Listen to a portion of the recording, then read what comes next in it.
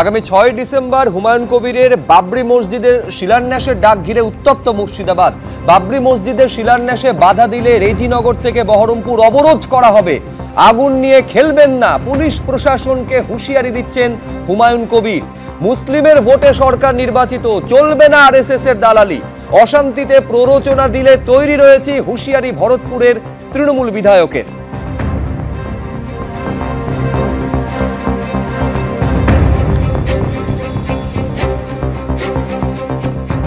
ঠিক কিভাবে হুঁশিয়ারি দিয়েছেন ভরতপুরের তৃণমূল বিধায়ক দেখাবো।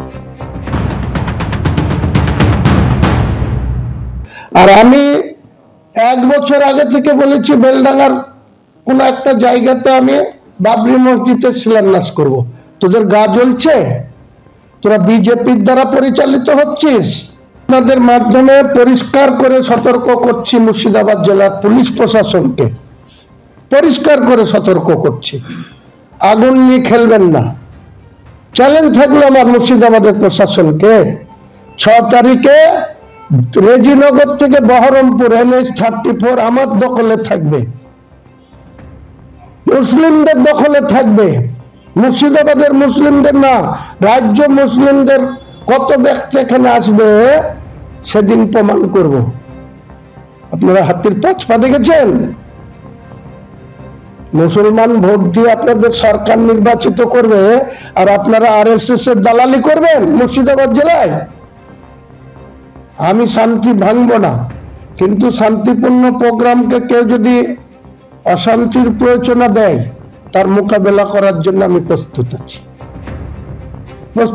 আমি দেখবো আমাকে কে আটকায়। 6 তারিখে রেজিনগর থেকে বহরমপুর রাস্তা আমার দখলে থাকবে। দেখি কত হাজার পুলিশ এনে আমাদের বিরুদ্ধে গুলি চালাতে পারে না, আমাকে ওখান থেকে হটাতে পারে, দেখবো আমি সমীর চট্টোপাধ্যায়ের কাছে আসবো, যেখানে ভরতপুরের তৃণমূল বিধায়ক বলছেন যে মুসলিমের ভোটে সরকার নির্বাচিত। এর আগে আপনাদের শোনালাম মুখ্যমন্ত্রী মমতা বন্দ্যোপাধ্যায় নবান্নে দাঁড়িয়ে বলছেন যে কোনো ভাগাভাগি রাজনীতি করি না, একেবারে ধর্মনিরপেক্ষ রাজনীতি করি, সেকুলার পলিটিক্স করি। মুখ্যমন্ত্রী বলছেন সেকুলার পলিটিক্স করি, তার দলের বিধায়ক বলছেন যে মুসলিমের ভোটে সরকার নির্বাচিত। এ তো মুখ্যমন্ত্রীর বক্তব্যকে প্রশ্নচিহ্নের সামনে দাঁড় করিয়ে দিচ্ছেন তার দলের বিধায়ক। দেখুন শুভ্র, সংবিধানে ধর্মনিরপেক্ষতাটা আমরা জেনে এসেছি, শিখে এসেছি এতদিন। সর্বধর্ম সমন্বয় নিয়ে বাংলা আমরা দেখে এসেছি। রামকৃষ্ণ থেকে বিবেকানন্দ বাংলাতে আমরা বাস করি। তোমার কাছে আসবো বলতে শুনে নিয়ে কোন সময় এই যে আমি বলছি আপাদমস্ত ধর্মান্ধ একটা রাজনৈতিক দল বিজেপি যখন হিন্দু করে এসআইআর এ বিভিন্ন সমস্যা, তিনি পরিষ্কার বলছেন বিরোধী দলনেতা যে বিজেপি মানে হিন্দুদের কোনো সমস্যা হবে না। কোন বাংলাতে হিন্দু বলুন, মুসলিম বলুন, শিখ বলুন, আমার কথাটাও শুনতে পাবেন।